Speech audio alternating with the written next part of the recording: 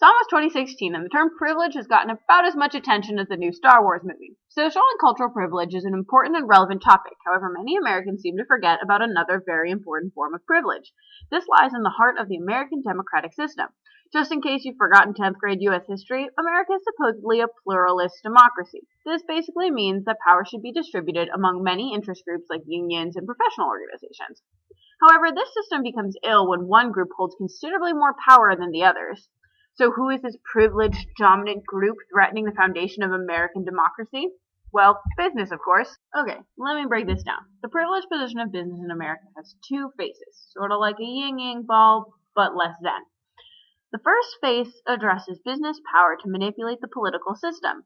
They do this in three main ways. First, they do this through lobbying for legislation. Basically, this just means that you have representatives from businesses talking to legislators trying to convince them to vote in a particular way. Lobbying is actually a fantastic way to get your voice heard. However, businesses are unequally represented in this industry. Businesses spend $2.6 billion a year on lobbying.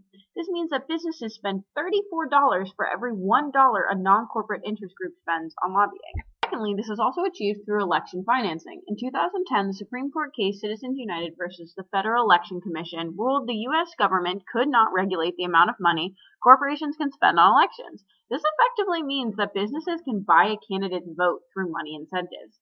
Lastly, businesses have huge control over the media and schools. This is a big topic and we can only scratch the surface here, but media has an immense power to alter perception and public opinion. Corporations can do the same thing in communities by working within the school systems. If you want to look more into this, check out all that Friends of Coal has done in West Virginia. The other face of privilege is with regards to the power we give businesses to make crucial economic decisions for the country. Part of the fundamental reason why democracy is supposed to work is because we can hold our government officials accountable by voting them out of office. There is no analogous system for businesses, and therefore we have no way to fight back if we don't like the economic decisions they're making for our country. Therefore, when businesses make horrible decisions, public taxpayers have to pay the price.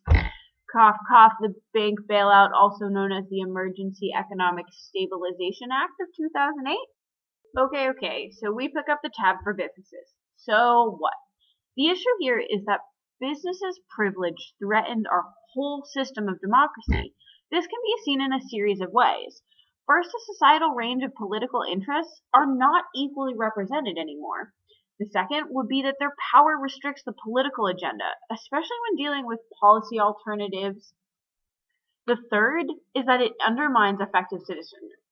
Basically, who wants to vote when they think that their vote doesn't even matter anyways?